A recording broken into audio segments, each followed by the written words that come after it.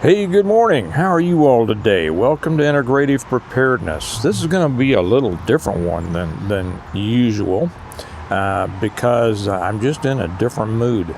And I kind of explained to you that. I've had a lot of people ask me questions about a lot of things. And sometimes I'm able to get back and I answer them, and sometimes it's going to take longer to answer than I can in a comment, response. And I'll think about, okay, well, I need to make a video on that. And very often, I'll make the response videos over on Patreon because, it could be something that is specific to that person, and I don't think it's just going to have a broad appeal. But who knows? And so I'm keeping a list. I'm making a list and checking it twice. But I'm going to answer a few of those right now. And when I got up this morning, now for the guy who says after 3 minutes, you haven't gotten to the point, the point that he particularly wants, this is probably not the video for you, because I'm just going to be sharing some thoughts. Okay, I'm going to be talking a little bit about, what I do in the morning, how I start my morning, a little bit about gardening, I'll talk about my hats and caps, I'll talk about my accent. People are always asking me about my accent. That's funny, and that goes way back. And some other things. Maybe I'll get around to what I think about this bearskin hoodie. I don't know. But that's what this is going to be. The reason that I did this, I was out working in the garden, and now that's not how I usually start my day. I'll start my day praying, and then I'll read from the Bible, and it's not always a specific thing. I'll just I'll just open up the Bible and I'll tell you, wherever I open it is something that I need to know or to be reminded of, and I let God lead me in that. Sometimes I'll have a specific thing that I think it'd be good to start the day with. Today I started the day by putting up the daily thought on the Patreon channel for our patrons over there. If you're not with us, love to have you. No pressure, but we have a Patreon channel. The link is down below. I put up a lot more stuff than I do on YouTube. So this morning I put up a little something about the importance of time, and it is the one thing that you don't get back if you waste it. Now, I have a different idea about wasting time than many others. Maybe I'll get around to that. But then after that, so I'll pray, I'll read the Bible, I'll put up a post on the Patreon channel for those folks, and then often I'll write a little bit on whatever book I'm working on the 7th one right now, and boy, I love how that's coming. I'm enjoying writing this one, and I can't, it's one of those things that that I kind of I want to get finished with it because I want to get the book out, but then I hate to finish because when you're involved in a good story, it's like I hated for Atlas Shrugged to end. I know most people don't get through the whole thing, but I did. And I enjoyed every paragraph and every sentence in it, and I hated it for it to end. And so that's kind of the way that I feel about my books. But sadly or not, it'll be done probably in a couple of weeks, and then it'll go to editing, and it will go then to production, and then we'll get it out. Probably be pretty soon. So then after if I'm in the mood, then I write. This morning I wasn't in that particular mood because I have to be in a certain frame. I have to be relaxed. This morning I was a little bit antsy. I wanted to get out. I have some projects that I'm doing in the gardens. I'm moving some raised beds, so that's what I've been doing for about the last hour. I've been taking those apart, moving them over someplace else, and then shoveling the dirt out. And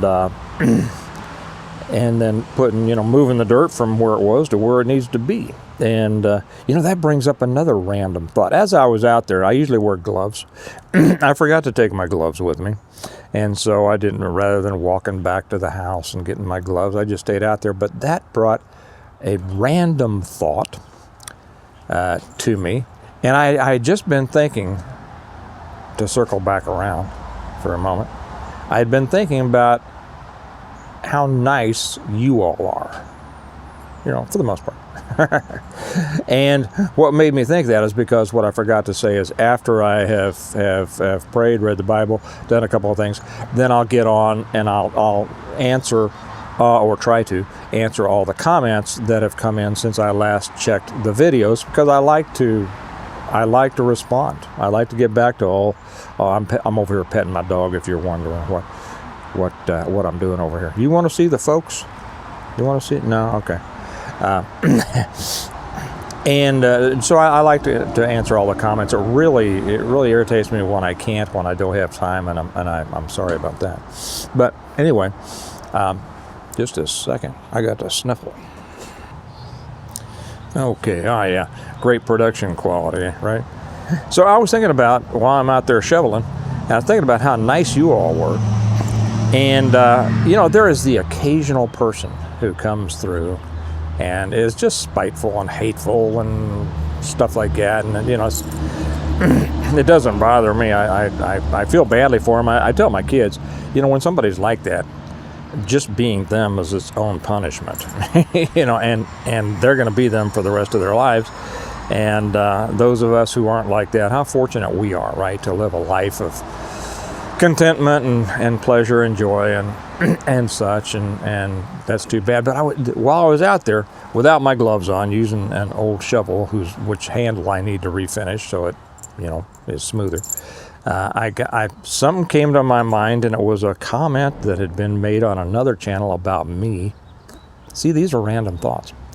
And it was on a video that Joe Fox had done on reviewing one of my books, and he was very nice about it. And he recommended that everybody, watch this channel, and that was very nice of him. And I remember reading, and so I was thanking him on his channel. But some woman had written in and said, "I don't trust him. He doesn't have calluses on his hands." And I just thought, oh my gracious. You know what? I don't. I used to have calluses on my hands until I discovered gloves. And now I prefer gloves to calluses. But those are the kind of things that, you just run across. So some things that people have asked, and then I get a cup of coffee out of one of our Stone Mountain mugs, and this is my third cup. After we're done with this, I'll have some breakfast, then go back out into the garden. Excuse me while I take a sip. See, I just feel like I want to sit around and chat with you all this morning a little bit. Yeah, there's important things. There's big things out there to go on in the world, but you know what? They're going to be there when we get back, and then I'll talk about them then. So some people have asked about my gardens. Okay, so they're not fancy. They're nothing that I would send into a magazine to sow. But they're productive. I've been at this for a while, and I have fruit trees. I have apple trees, peach trees, pear trees, plum trees. Was that it? And then I have a bunch of berries. A lot of berries. Whoa. Some bird just went over and deposited something on my deck. He missed me. My dog said, guess I'll have to wash this deck today. I was going to do that anyway. Later on today, one of the things that I'm doing is I'm going to cut out all these. We've been meaning to redo this deck for a couple of years, and I'm going to cut out all these balusters, and we're going to extend the deck. The boys and I this summer, we're extending the deck quite a bit, 8 feet one way, 8 feet another way, then putting in a new patio down below to extend the outdoor living space. Because we like to spend time outdoors. There's a fire pit over here to my left, your right. We like being out here, and we have lights around. At night it is very pretty out here, and so that's what. So today I'll probably get my saw and cut those out and get ready to take these posts and and things down to start working on extending that. Anyway, that's just one of the many things, how I'm going to spend my time. But back to gardening, I use mostly, when it gets to the vegetables, the trees. I love fruit trees. Oh, did I talk about berries? Yeah. We have a lot of blackberries. We have mulberry trees that just produce like the dickens. Those things, they grow up all the time, and I cut most of them out, but I'll keep a couple because I like mulberries. You got to get them, right when they're starting to ripen, because the birds will get them, or you let them go a couple of weeks and they're past. But every year we'll get a bunch of mulberries and put those up, and then elderberries. Years ago, and I've told this story why I grow elderberries. I grow it for the medicinal properties. I've told that story. Maybe I'll tell it again, but I'll tell this. I don't want, if I filled in, if I tried to tell the whole story of anything on this video would never end. And some people dropped by and said, "Seems like it's never ending now." But yeah, but this is for the people who enjoy, sitting down and chatting for a little bit, and which is me. But I started growing elderberries years ago for the medicinal properties, and we have a lot of elderberry bushes. When it gets to vegetables, I do everything in raised beds for the most part, because this part of Kansas, the soil is not good. A lot of clay. I tell people you could dig a hole and set fire to it and you'd have a nice bowl. So I've had to, through a process over the years, I've had some soil delivered, a garden mix from a soil provider out here south, and then I've composted through the years and all that. So I've built some and imported some, and after a lot of years I have very good soil in my raised beds, so they produce very well. And I will I usually do the basics. Now, those of you who have been with me for a while know that Kelly and I specifically, who's calling me? Let's see, don't know you. It's the political season, isn't it? We've pretty much gone carnivore, so we don't grow that many vegetables to eat, but I still enjoy vegetables. And it's a skill that you want to keep going, right? Just in case. Growing vegetables, I can share some with neighbors. It just helps. It helps in so many ways. It's a great experience, great exercise. Being outside, being in tune with the soil and with the rain and God's sun and all that. And I mean S-U-N, not S-O-N, though you should always be in contact with Him. And so, tomatoes, peppers, eggplant, cauliflower, cabbage. Did I say peppers? A lot of different kinds of peppers. Potatoes, tomato. I do a lot of different kinds of tomatoes. I like, since we don't, want to produce. We don't need to produce a lot of tomatoes, although we go through a lot of tomato sauce, and so we use a lot of those for that. I enjoy different types of things. Some corn, I don't grow corn to eat. It's cheaper to buy it. If you eat corn, and we've pretty much gotten away. My daughter used to just love corn for breakfast. Sometimes she'd just want to eat a can of corn. She's gotten away from that too. But I like to grow some of the specialty. Are you familiar with the glass gem corn? I used to get that from Baker Seed down in Mansfield, Missouri. I don't really deal with them much anymore because they required all of their employees to get the poke, and I didn't like that. So the way that I garden, it's kind of a combination of, it's raised bed, but then it's a combination of a lasagna, if you're familiar with that in some ways, hugelkultur, if you're familiar with that, and a little bit of back to Eden. So, I lay, when I put in a raised bed, I'll lay a bunch of branches down first, just branches that I've trimmed off my own trees. They're going to degrade over time, and they're going to absorb moisture to keep moisture down at the bottom of that raised bed. And then I'll put in other things. I'll put in, compost that I've developed, and then just some leaves and sticks and all sorts of stuff. And that's kind of, a combination of the lasagna and the hugelkultur. If you're not familiar with those, go ahead and look them up. There's plenty of YouTubes on those. And then and then I'll cover them with a nice, once I've transplanted seedlings out in there, then I'll cover them with a nice deep bed of mulch, of grass that I've cut, or leaves, and that's where the back to Eden type comes. You don't have to water them near as much. Well, you know all the benefits of mulch. So that's a little bit about my gardens. I certainly don't do it on a commercial scale, but here's the thing: I could. That's the thing. If I needed to, I could. Those of you who have read my books, the Stonemont series, you'll notice that just was in the second or the third chapter. One of the first things Jim did when he got home is he was out there disking up another few acres for food production, because he knew. And that's the thing: build your skills, keep your skills, so that if you need to at any time, bam, you can get right back in it. And there is quite a learning curve to gardening.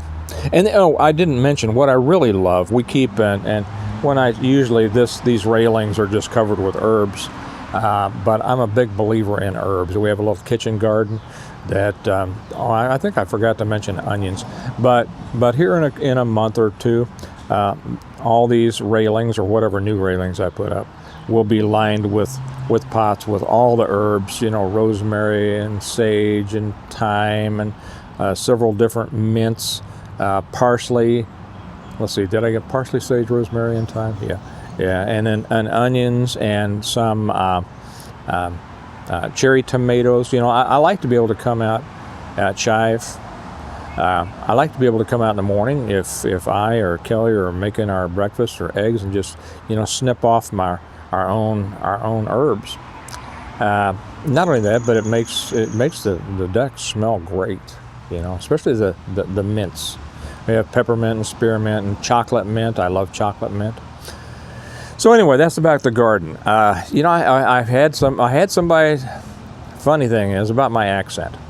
I had somebody. It's been within the last couple of weeks. Say, "Are you from Texas?" Might have been, because I think it's the one I did out by the lake. Wearing one of my hats. I'm going to get to hats in a minute too.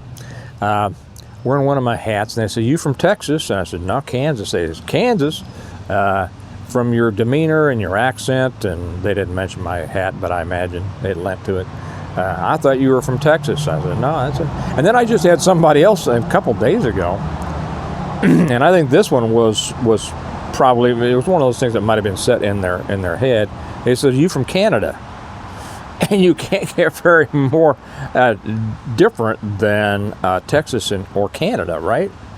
And I think that was on one where I was kind of complimenting Canadian Prepper. So maybe that had something to do with why he asked. I said, no, Kansas. And he said, "Kansas? I thought I heard the accent of Canada." It's a funny thing. I've always had a funny accent. Most people think that it's a southern accent, and in some ways it is. My own father, when I was about 18, he says, "Where'd you learn to talk like that?" And people would ask me, I said, "Are you from the South?" And I said, "Well, South Kansas City." So anyway, I don't know. I've lived a lot of different lives in my life, and I seem to be one of those that kind of picks up on things easily. You know how people, when they go to Texas, they could grow up in New Jersey. They move to Texas for 2 years and they never lose their Texas accent, Well, I'm kind of like that with all sorts of different places, apparently. Some people think I'm from Chicago.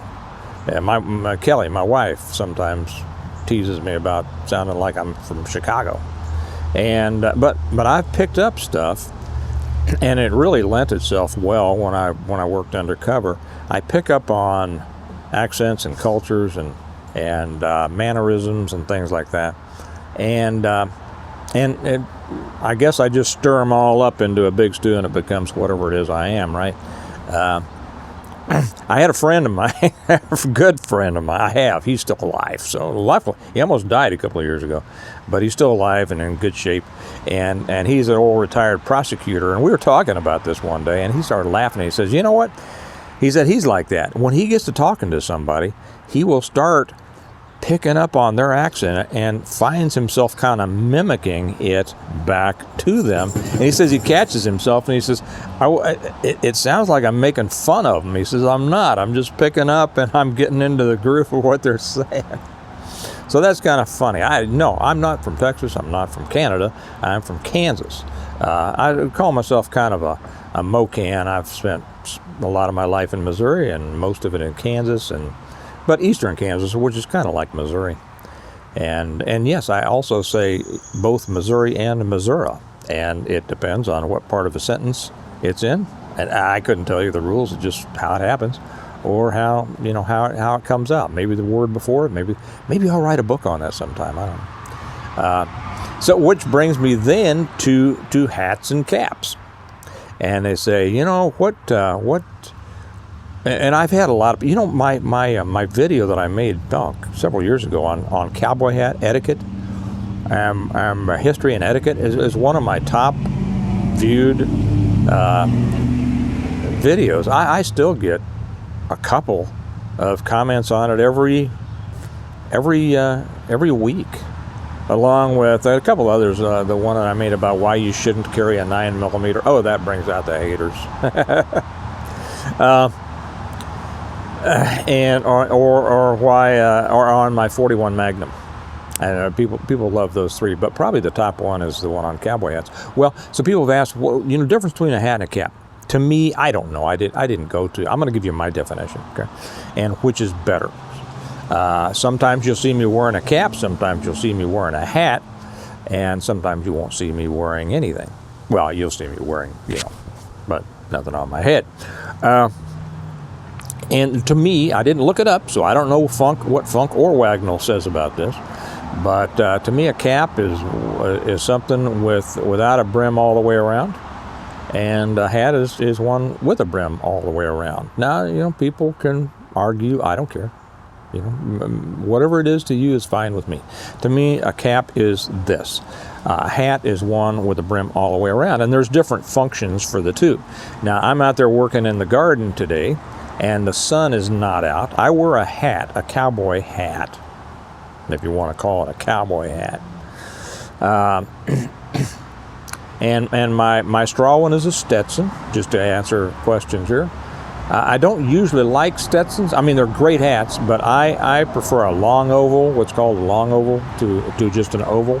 And I prefer Resistol and some others to that. There's another company that makes a nice long, I don't know, we won't get into that.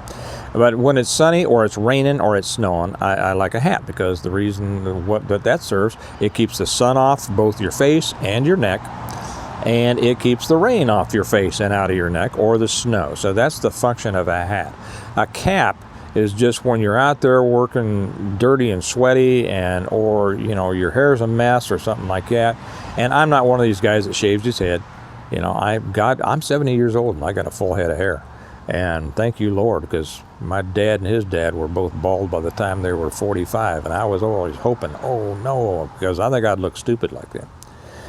Anyway, I put on a cap when I'm working or when I'm sweaty and dirty and I want to keep, the sweat and hair out of my eyes, just because I keep my hair a little bit longer than a lot of guys. Sometimes I cut it short, sometimes, whatever. I do what I feel. But anyway, so that's the difference between hats and caps. And I prefer different ones for different times. But I think that everyone should have what is commonly referred to as a cowboy hat, or two. You need a straw one for the warmer months, and you need a felt one for the colder months. And they do help keep your, in the summertime, it keeps the sun off of your head. Unlike a cap, a cap, you can turn it around wherever you want to, but it's going to leave 3/4 of your head, uncovered, and it keeps it off, and it actually helps cool you. The higher the crown, it really lets you wonder why all those ventilation holes are up there, because it lets the air pass through them, and it actually causes some ventilation, and it cools off the top of your head, and that is helpful. Unlike a cap. I know you can get those fishing caps, Bass Pro caps, and all those mesh caps and things, but it won't serve you as well as a cowboy hat. And in the colder months, a good felt hat, it does keep you warm. Okay, well, let's see. I should check here and see what I'm doing on time, just because this is a ramble and I wouldn't have any idea when I'm done and when I'm not. We're at 24 minutes and 58 seconds. I've got about 5 minutes to go to see if there's anything else that I want to talk about. So I've done my accent, I've done my gardening, I've done what I do in the morning, I've done hats and caps. The books, how do I write? A lot of people ask me that. This is just a morning visit, and I have a list of more important questions. Not that your all's questions on this weren't important; they were, because I enjoy the chat. But oh, by the way, speaking of chats, people have asked me, why don't you do live chats? And Kelly's asked me, why don't you do live chats? And my son has asked me, why don't you do live chats? And my answer has always been, well, I don't know. I'm not sure that I'd be any good at it. That's basically it. I don't know how to do it, but I could figure out how to do it. And Aiden could help me do it. But I'm not sure I'd be any good. I was on a chat with Lee down at Cold War Prepper. Great guy. And if you don't watch his channel, you should. Cold War Prepper. You'll see him comment occasionally on here. And he invited me. He says, hey, I'd like to have you on, talk about your books. He always, whenever I come out with a new book, he always does a review on it. Very nice. Thank you, Lee. And he does a good job. And so he asked me, he invited me one time to come on as a guest on, a live stream with him. And obviously I was going to, because I like Lee, but to be honest, inside I was like, I don't really want to do that. But I had a good time, and it came out well. I enjoyed it. I just never thought that I would want to do it on here, and I don't know. What I am thinking, Patreon, and I know not a lot of you are not on Patreon, but a lot of you are. They have just come out, and when I do special things, I like to keep those special things more on Patreon, personal things and things like this, because I don't have moderators, and you'll get people coming in saying things that are inappropriate, and I'm not sure if I'd be any good of having, watching the scroll, and for all I know, people could come in and say all sorts of nasty things, and not just against me, but things that are inappropriate for people to watch. And I like to keep a clean channel. You all know that. No bad language, no bad anything. And don't talk badly about other creators. That's another thing. If you're new here and if you've lasted to this, you're probably a good person. But just in case any of those nasty people have lasted this long, don't say anything bad about another channel. There's no reason for that. But anyway, Patreon has just come out with something that allows a creator to live stream just on Patreon. I like that idea. And as you know, every creator wants to reach as many people as possible, but because this isn't my primary gig, and I'm a writer, I've never really been pushed on that. So I like to keep it kind of contained to where, I can keep control of things. You're a control freak. Nah, not really. People can do what they want to. It's just what they do in my house that I care about. So I'm thinking about that. I'm thinking about doing some live streams on Patreon. If you're not with us on Patreon, love to have you. I think you'd enjoy it, and the link is down below. Come over there. I think I better wrap this up because we're getting close to time.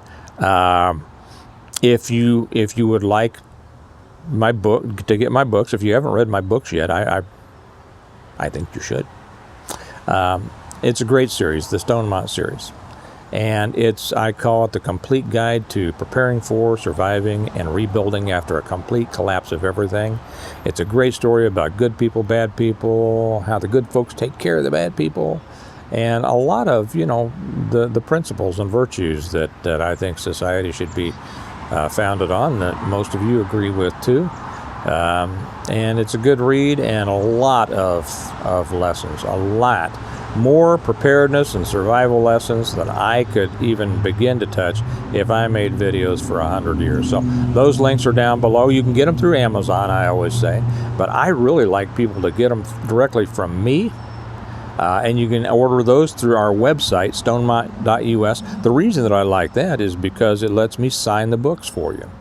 And I'll write a little note in there to you, and I love doing that because I love the relationship with my readers, just like I do my relationship with my viewers. So that's this morning's rambling thoughts and chats from me. Just because I felt at peace today, and I wanted to chat with you and cover a few things. Life at Stonemont, right? And it's a good life. And I hope yours is a good life. And one of the ways to keep it a good life is not to get too wrapped up in the negativity of the world. Doesn't mean you aren't prepared. You don't pay attention. Prepare for it, but don't let it consume you. And have a happy life. Okay, guys, I'm going to get back. I'm going to have breakfast. I'm going to go back out and keep working on those raised beds. And I'm going to come back in and write more on book number 7. And it's going to be a good day. So remember, we prepare well today in order to live well tomorrow. So whatever you're doing, I hope it's good, and I'll talk to you later. Bye-bye.